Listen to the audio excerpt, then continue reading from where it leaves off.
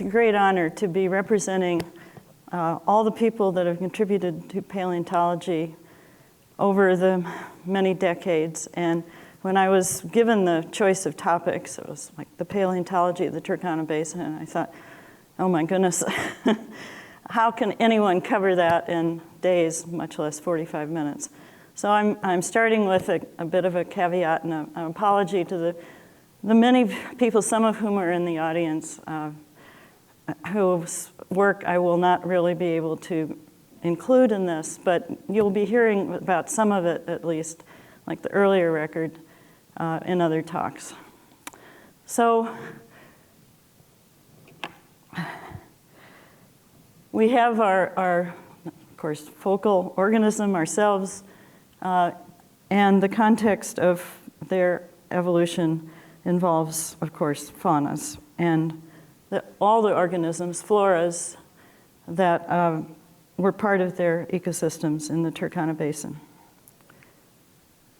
So one of the important things to notice about this map of the Turkana Basin is that it is a low spot. This is geography, it's tectonics, it's the evolution of the African rift system. The Turkana Basin sits in a low altitude area between highlands, which then represent a place where the water is collected by the higher grounds and fed down into this lake, which today we see. There's been lakes, there have been times when there haven't been lakes in this basin, but it's always been a special kind of place that not only was going to demand different things from the faunas and floras in terms of the climate parameters, but also collecting sediments and preserving a lot of this amazing record that you'll hear something about. So we've heard some of the history, the older history from other speakers yesterday. For me, my primary advisor when I was a grad student was Brian Patterson, who was working in the Turkana Basin looking at the Miocene, and he was invited there by Louis Leakey, who didn't think there would be, in this part of the Turkana Basin, West Turkana, much in the way of later deposits, at that time at least. But Brian Patterson ended up finding some hominins and stopped work in 1967, which was the year that I actually became his grad student. Neomo, the work started with the French, and then Carcal was invited. I found this photograph, which you can see with Camille Arenborg, and the French and the Americans assembled teams and were going strong up there, creating two records, actually, the French and the American. And they had a path between their field areas, which was not safe to cross, even though the strike of the deposits was continuous across the north-south trajectory of those two areas. Interesting politics in those days, but they did come up with a tremendous amount of information from the Omo record. And then, of course, we've heard the story of how Richard started in the Omo and flew over East Turkana and then started work there in 1968. And I joined in 1969. I was at Lothegem in 1968 with a graduate student of Brian Patterson's, Vince Maglio. And that's how I met Richard, and he asked me to come on as a geologist with his project, which was for me, a quandary, because Louis Leakey and my advisor had fallen out about the fact that Brian Patterson had found hominins where he wasn't supposed to in the Turkana Basin. Anyway, that's another long story. Be it as it may, Patterson was gracious, didn't mind too much that I went to work with the son of the person that he had fallen out with. So I wanted to give a little bit of nostalgia here. Louise encouraged me to provide some background. And these are just some images from that first magical year, 1969. You've heard about the 406 skull, the camel safari went off and came back with this skull wrapped in one of the headdresses that they were wearing. And it was a fantastic thing to have. And then later on in that season, Mary and Louis both came up, I think at maybe different times. And if you look carefully, you can see that Richard is helping her get on a camel. She didn't go on a long camel ride, but she wanted to try it, and she's smoking her characteristic cigarillo. Louis looking at some of the fossils and the hominins. It's just quite a wonderful thing, which I'll always be grateful to have been part of. And in the right, you can see we are trying, even with the wind, and you can see that Richard is trying to keep this long string of air photographs that were pasted together with sellotape from flying away in the wind. And we had to take our own air photographs because there were no maps. There was nothing to document. So I'm sitting here trying to paste them together. And that's how we were first documenting where the fossils were coming from. And the geology, of course, you can't really do geology if you can't do mapping. And at that time, and in the 1970s in general, as you've also heard a little bit about, there were wonderful organisms all around us. And this is just a collage of some of them that were sharing the habitat and also providing a wonderful analog, a modern analog for what we were looking at in the past, reminding us about how all these organisms interacted. And I've also put in a picture of Zuma, the dog over here, because that dog came into our camp and became a friend of Richard's. And every time he heard the airplane coming in, he would go up to the airstrip. And this was just one of the local dogs that decided to adopt us. And it's pretty certain that he also was interbreeding with the jackals up there. And I also wanted to make a special tribute to Richard, as we know this, a master of bringing people together, but I saw this from the very beginning. He really enjoyed getting all these different groups of people together, some of them more compatible than others, and he invited folks that his team were a little askance at times. A very young Tim White, for one, Don Johansson, Milford Walpoff came out. I mean, Richard loved to mix people around, put the cat among the pigeons, as he sometimes would say, and just see what would happen. And so it was very inclusive. It was a great model for all of us younger folks to see, even though at the time, of course, there were lots of controversies and sort of personal feuds going on as well. So I'm going to start now with my real talk, the outline of the science. And I like to always start with what are the questions, what we know versus what we would like to know. So some things about the fossil record that were a particular focus for my research. The Turkana Basin fossils themselves, just such a quick overview of such a tremendous amount of information. And then focus on the mammalian faunal record, because that's part of it, but it isn't all of it. Sometimes we forget that. And return to the questions. And then what next? A look ahead, because there is just so much more to be done and understood. Okay, so why is the non-hominin fossil record important to all of us? It's good to review this sometimes. They're fellow travelers through time. There are many more fossils than the hominins, of course. Hominins are less than 5%, maybe less than 1% by some counts. Interesting evolutionary stories of their own to be told. And the evidence for changing environments. They inhabited the same environments which are ancestors, where they evolved. And they record in their functional morphology and their isotopes and in other ways, their behavior or trackways, what was going on.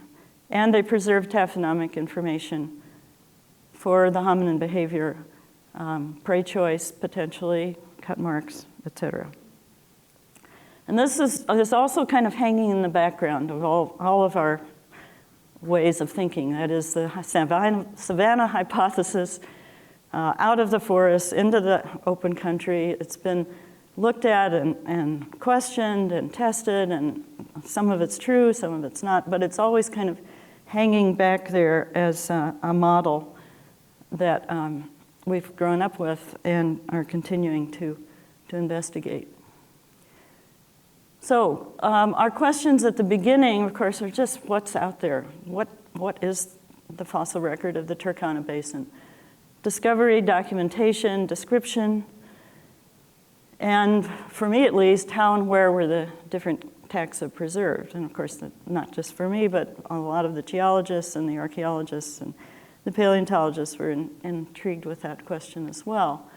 And now, evolving the questions, where we have a body of information, we have databases that have been compiled, and we can start asking about the habitats and the change through time, not just start, but continue. The hominin impacts on other taxa. There's now the issue of, well, were we affecting the carnivores? Were we affecting the megafauna much earlier than might have been expected? And was the Turkana Basin a hotspot for arid climate adaptation and evolution when the surrounding areas were lagging behind what was becoming a more global trend toward aridity and extreme seasonality? So you can actually put this into a ternary diagram, sort of with the influence of the physical characteristics at the top here. And you might think, well, they're affecting human evolution. Some of them, for sure, more or less directly, but a lot of what's going on goes through the ecology and the faunas and the floras of the basin in order to actually affect change. And there's, in the Rift Valley or in any evolutionary arena, you have the choice of adapt, move, go somewhere else if you don't like the environment at the time, or go extinct. So there are like three choices, and in the Rift Valley, there are lots of options for moving around. So then the question becomes, well, what would it take to actually drive evolution? And is it something that's going more slowly and gradually, or something that's subject to environmental crises? We'll come back to that at the end. Well, this is a complicated diagram for the morning. I hope everybody's had their stimulants, their coffees, but recently published by my colleague Tyler Faith and a group of us about the different scales of questions on the left and the evidence, and you can overlap those and see how the different scales of evidence really need to be paid attention to in terms of asking a question that your evidence overlaps and matches. And we're going to talk a lot about this arena later, and then the more detailed types of information that are short time periods and small scales, which include trackways and excavation. This is a framework that we're trying to get more people to think in terms of, and I'll come back to it at the end. All right, so now the Turkana Basin fossils include a lot of different kinds of organisms, so I'm going to give you just a look at that. But I want to reemphasize this basin that is a low spot between high spots with the river coming in, the Omo River coming in from the north, the rivers that have come in from the south and from the west as well, and from the east.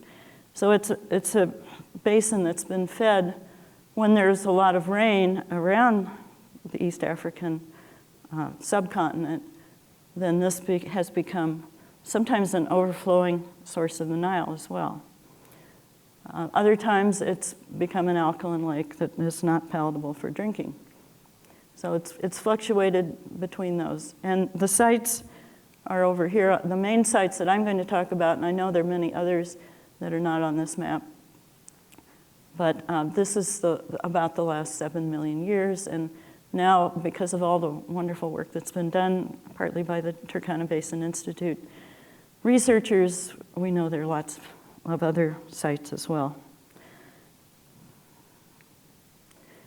So Lothegem started it out for me and for Brian Patterson with this rather poorly preserved but tantalizing mandible that was discovered in 1967. And the dating of it was not clear, which is why I got to go to look at Lothegem.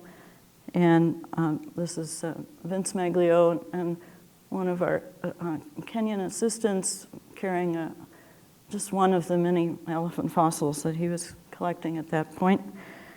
That mandible never really got published properly, and I moved on to East Turkana. So it took me going back in the late 1980s into the 90s and really doing a thorough job on the paleontology of Lothegem to bring it into our arena of knowledge.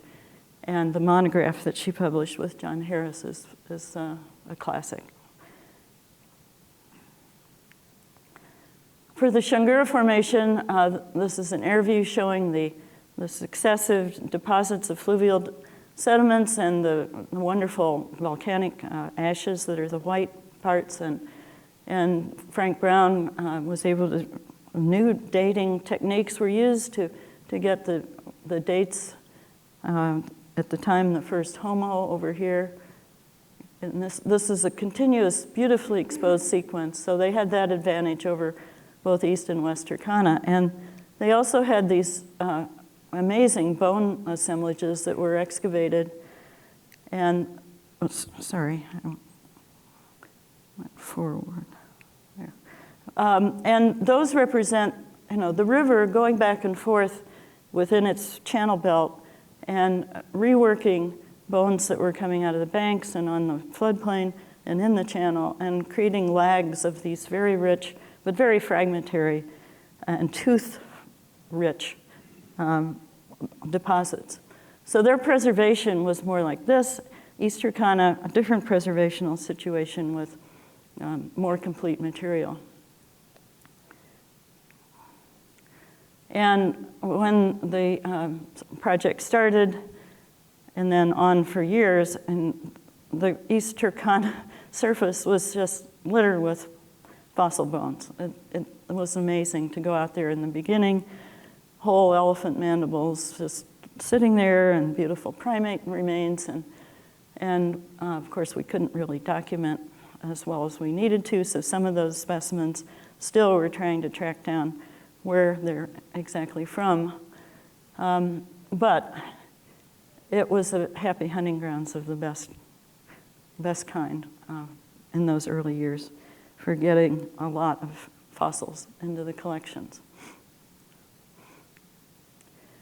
And in 2015, I think I did a calculation sort of back of the envelope of how many person hours at that point likely had been devoted to collecting, and now it's probably over 1 million given what Louise was telling us yesterday, and including all the other folks. And I just wanted to be sure to mention, the continuing efforts of Louise and TBI and the East Turkana folks, everybody who's building this amazing record, ongoing from those beginnings. So here are the time context of these major deposits in the last 7 million years. It covers a lot of the temporal record, and you can see the thicknesses of these sediments as well. Now, extremely well calibrated with all the radiometric dating that's been done, paleomag, and so it's a phenomenally well-documented chronological record of the faunas. Okay, so we all like the mammals, we all like the hominins, but I just had to go through my pictures and find all these other wonderful organisms that haven't had enough attention. The gastropods were initially studied by Peter Williamson, who came up with ideas about punctuated equilibrium based on these that have now been somewhat discounted, but there's a rich mollusk record that has barely been tapped. Phytoliths, crabs. There are crab claws preserved at Lothegum. That's in the Lothegum monograph. There are ray tail spines that are now extinct, but a kind of shark that was in the Turkana Basin. Lots of information from fish spines, ostracods, diatoms. There are trace fossils, lots of plant roots. Recently published wood morphology from fossil wood in the Omo Shinguru Formation, and the stromatolites, which you've heard about too. Here's one that grew around a piece of fossil bone. There's an amazing story yet to be told about the stromatolites of the Turkana Basin. And the vertebrates, some of the early excavated specimens and surface specimens, and here is a tooth of a rodent, so we don't forget that there is also a microvertebrate record there. And the footprints, which first turned up on my project in 1978, they're hippo prints. You can see them in cross-section here. We dug a geological trench and thought, well, let's just see what's next to it. You know, what do they look like from the top view? And by the little ruler there, there's a hominid footprint that just turned up amongst the hippo prints, and it was a whole trackway. It was discovered the same year as the Laetoli prints, so they definitely eclipsed it because they were so much older. That's about 1.4 million. But nevertheless, East Turkana has now turned into a source of lots of information about trackways and footprints of different organisms. So the collecting methods make a big difference in the kind of information that we get. And this is some sketches showing the different methods that surface prospecting, opportunistic or controlled along the outcrops, surface scraping, which is done when a hominin or other important fossil is found, excavations, when you have the ability to do that, always result in more detailed information.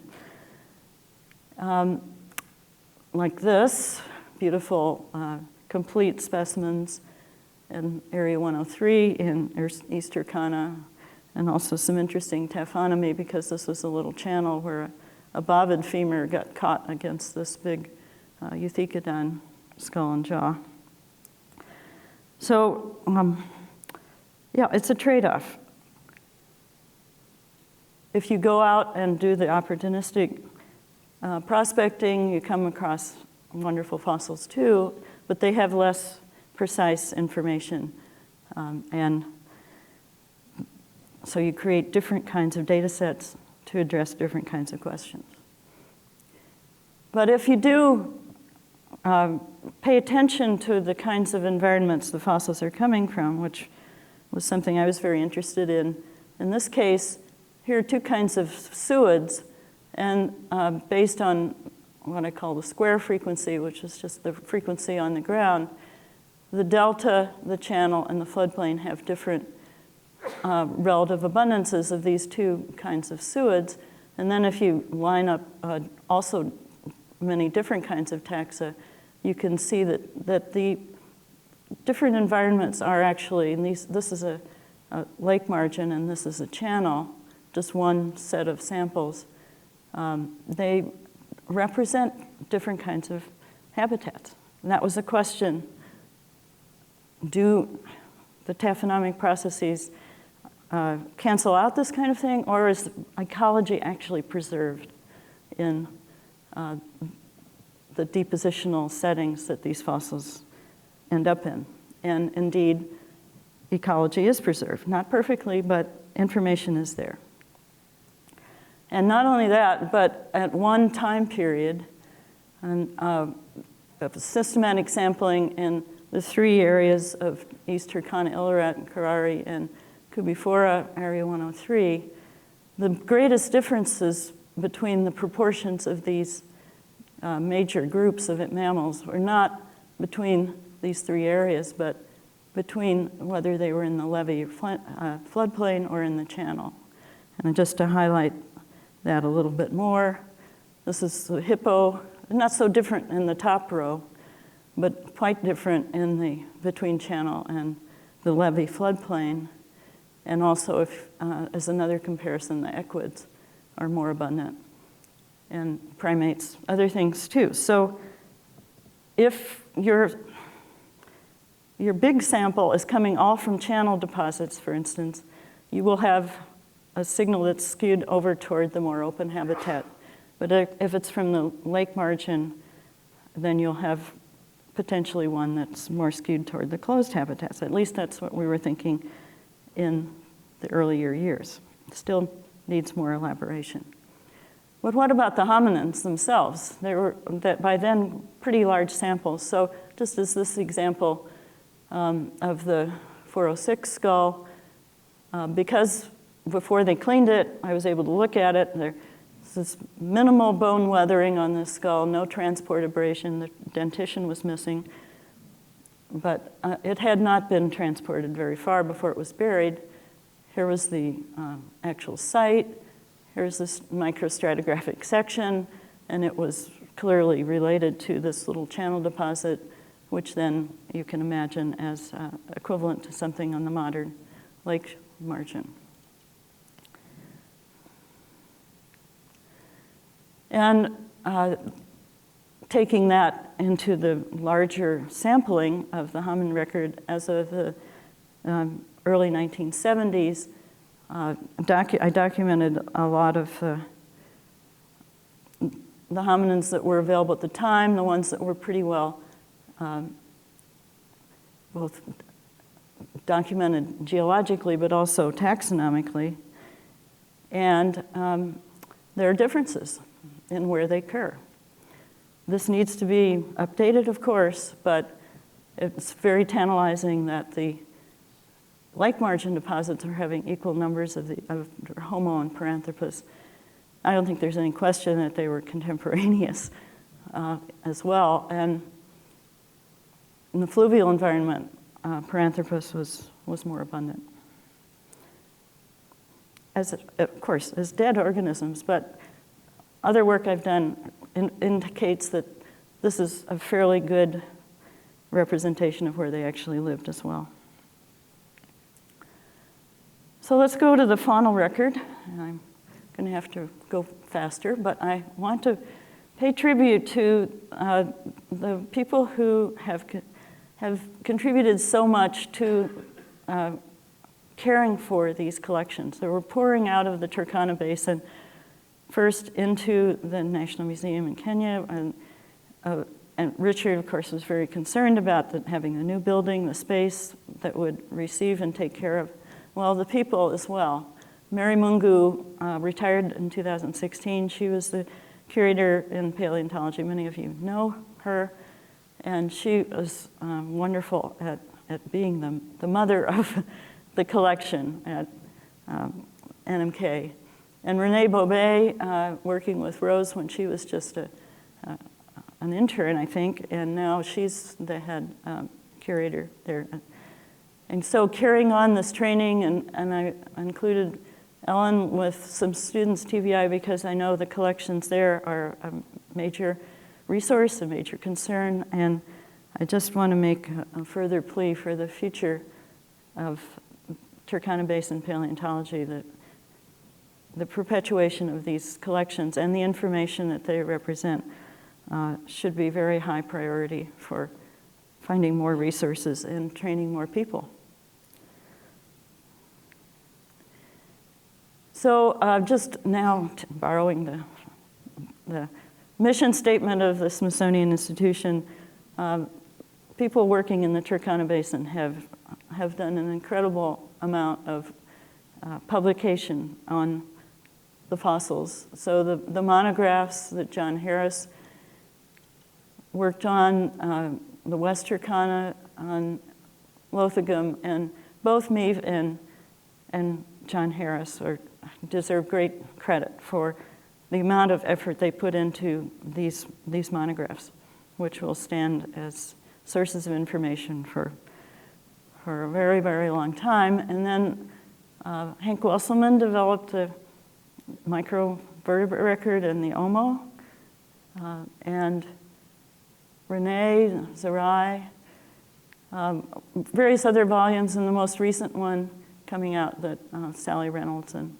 Renee have edited. So continuing growth of knowledge from these fossils. They aren't going to mean very much if they don't have this kind of attention. And that takes a lot of work and a lot of training of people how to identify the taxa. So I'm just quickly going through this beautiful array of the march of the carnivores and the herbivores through time.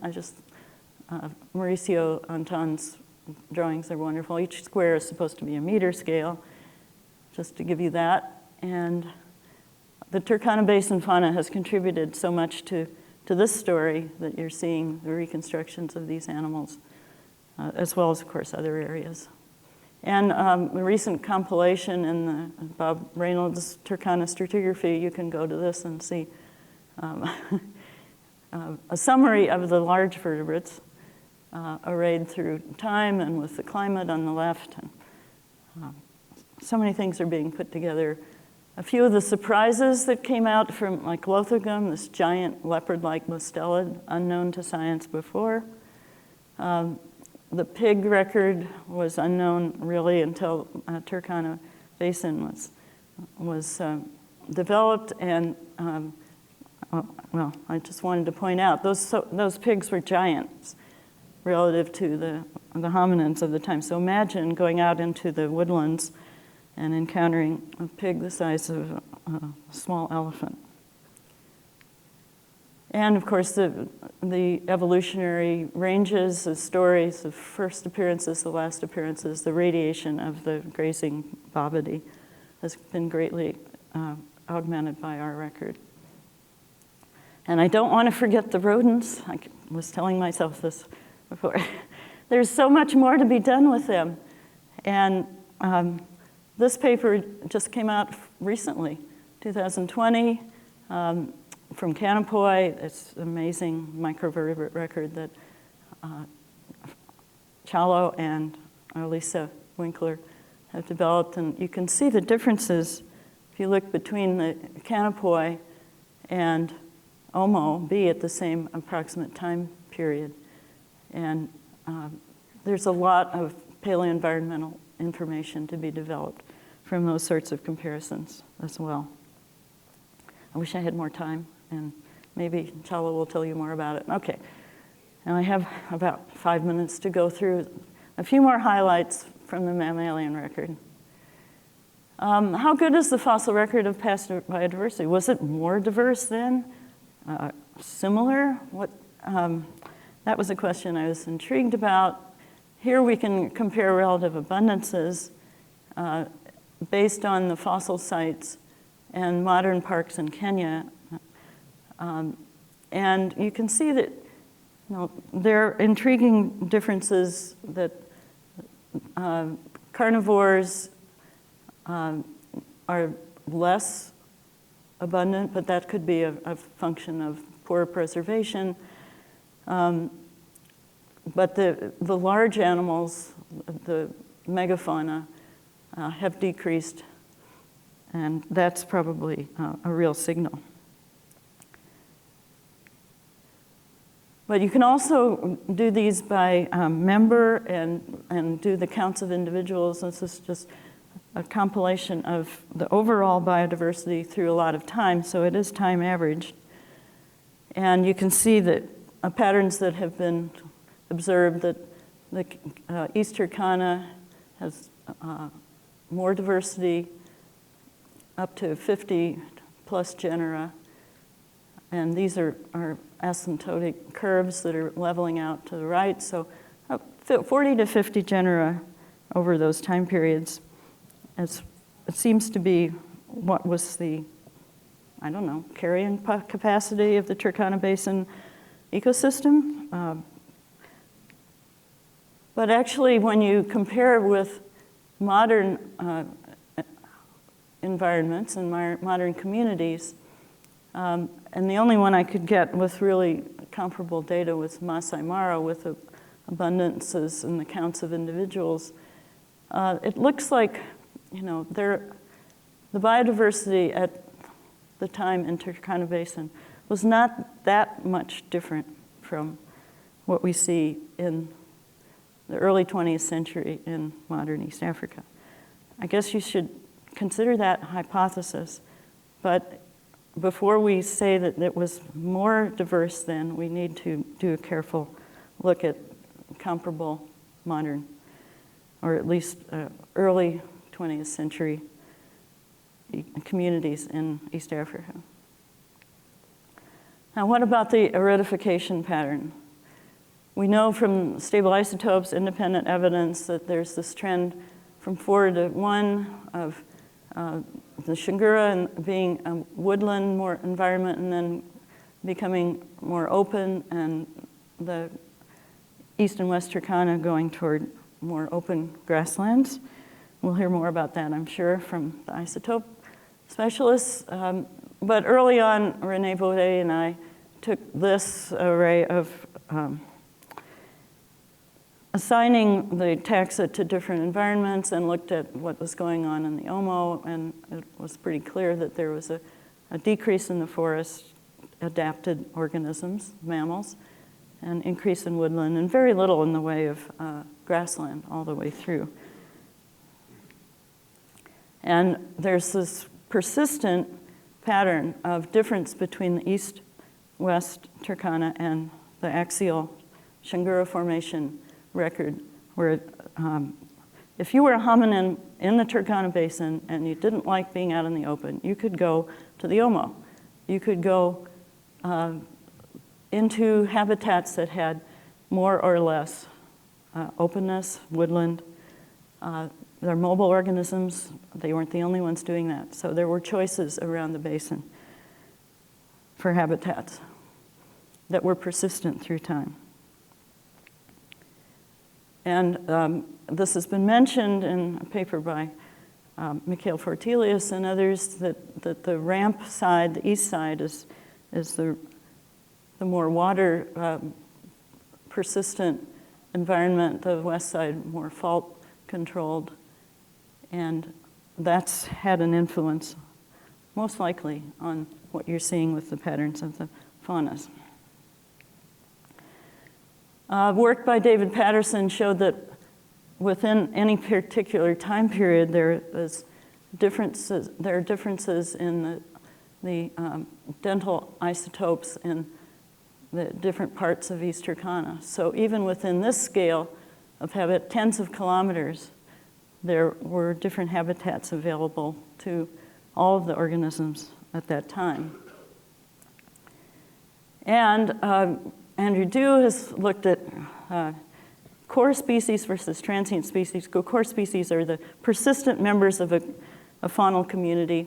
They're in red, and the Coati is noted up here as the top, the latest one where we have a lot of information. But notice that there's so many persistent taxa, and some of these are the browsers. So the idea that it all opened up and there weren't any trees left is not true. There were lots of habitats with trees, and they sustained dinotheres, they sustained whatever C3 vegetation was being eaten for a very long period of time. So the focus has been on the change, but I think we also should have the focus on what was persistent and stable about these environments, and also heterogeneous at different scales. And this is a compilation from this paper I just mentioned, going through time of the groups count, and this is by identified species. And you can focus on differences, like this decline maybe in carnivores at the KBS, they come back. Is this really something to focus on the differences, or it strikes me that this is also a record of surprising stability in these faunas over time, in spite of whatever was happening with the physical environment. So I'd leave you with that as a, oops, and I'm out of time, but I hope I can take 5 minutes, thank you, okay. What have we learned from the finer scale evidence? Just a few little stories. Going back to this scale, trackways and outcrop sourced information at a very fine scale. This paper has just come out from Amelia Villaseñor and colleagues. It took a lot of wrangling to get it's a multi-proxy approach to looking at a site in the sub-Tulabor part of the East Turkana record, so a time period that's not very well sampled there.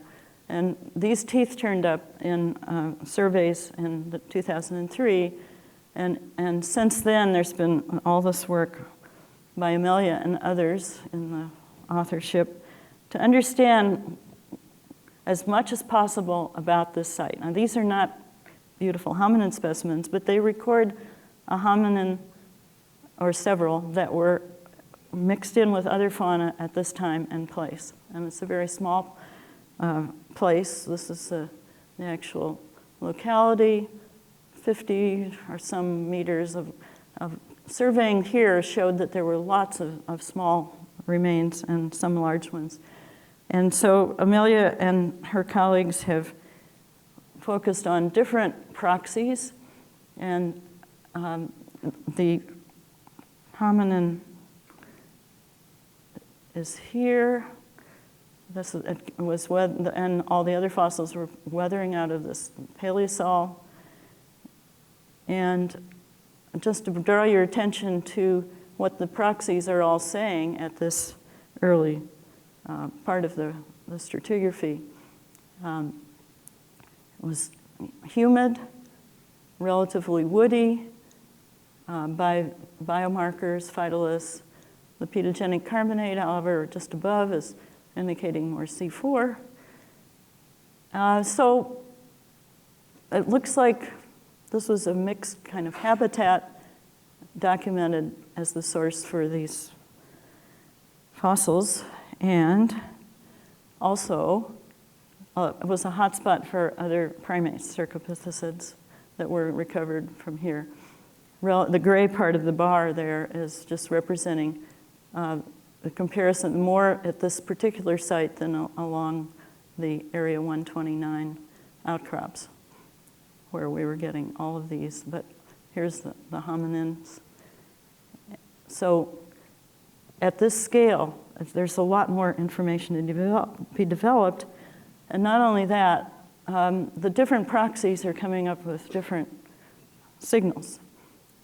And this could mean a lot of things. I don't have time to go into it right now. Maybe you'll hear more later from people talking about the stable isotope records. But when you burrow into the detail, you find out some very intriguing things about these different records and what they're signaling. The pedogenic carbonate may be the most specific to the Paleosol. The plant wax biomarkers sort of mix, and the mammalian enamel could be from animals that are ranging much farther and into more open habitats and contributing a C4 signal to this particular assemblage. And then the footprint records, back to this image with the very unexpected finding in 1978 of even hominin prints with toes. And then at Illirat, more footprint levels developed. And this is 20,000 years from the dating. And there's a lot going on in this stratigraphy from bottom to top, many different footprint layers. The environment had to be such that the prints were recorded and then buried and recorded and buried and never dried out and never mud cracked. They're just beautifully preserved. And this is from Hatala et al., the map of the trackways, the major trackways in the upper footprint level. But there's so many other tracks as well. And now more have been found by Louise's project in Area 103. And it takes a lot of excavation, of course. But the information is a snapshot of behavior at a very short period of time. And it can be very informative and interesting. So back to our question. We know a lot about what was the original goal. And now we're launching into even more elaborate questions at different scales in the second set there. And I hope all of you are thinking about additional questions for the paleontological record. What next? We can always get more fossils, but there are some groups that have not received the attention they deserve, and that would be a good place for new training and development of paleontology. More excavations, because that gives us so much more information and better specimens too, but you need big crews and lots of time and money.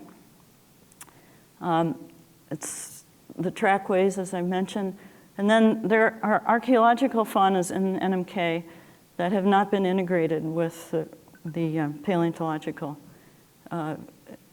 department's information. I mean, those specimens have a lot of valuable information, but because they were collected by the archaeologists, they've been somewhat separated from what we have easy access to. So I'm making a plea for that. And then just a final thought about the last point. Lake Malawi is known to have gone through an amazing crisis recorded in the drill cores, and about 100,000 to 130,000 there were mega droughts, where it dried up to almost nothing, and there was so little vegetation there wasn't even any charcoal, which is recorded on the left hand. So that shows the potential for these lakes to go through extreme crises. And if you imagine that under normal circumstances, you've got the regional buffers, you've got the habitat heterogeneity, the organisms, if there's something going on with the environment, they can move or adapt and coexist. And there isn't so much pressure going toward change and evolution. But if you have these extreme environmental events, then the regional buffers are weaker relative to the mega droughts potentially, and the pressure is on.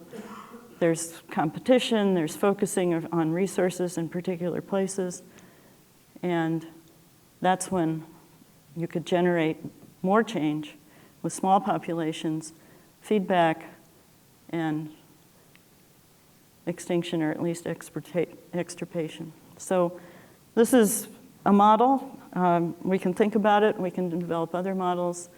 But you have to figure out some way for all these mega processes and the climate change to get through these regional buffers to actually drive evolution. Otherwise, things can just move around in the Rift Valley, which has a lot of opportunities. So I've been pondering that for a while, and maybe we can talk about it more later. And thank you very much, everybody, for listening, and let's go forward with it.